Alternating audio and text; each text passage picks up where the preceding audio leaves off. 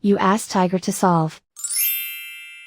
This deals with linear equations with one unknown. The final result is x equals 23. Let's solve it step by step. Group all constants on the right side of the equation. Add 9 to both sides. Simplify the arithmetic.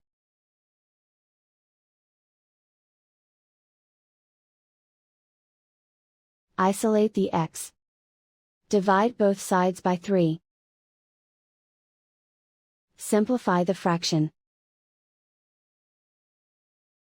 Find the greatest common factor of the numerator and denominator. Factor out and cancel the greatest common factor. And so the final result is x equals 23.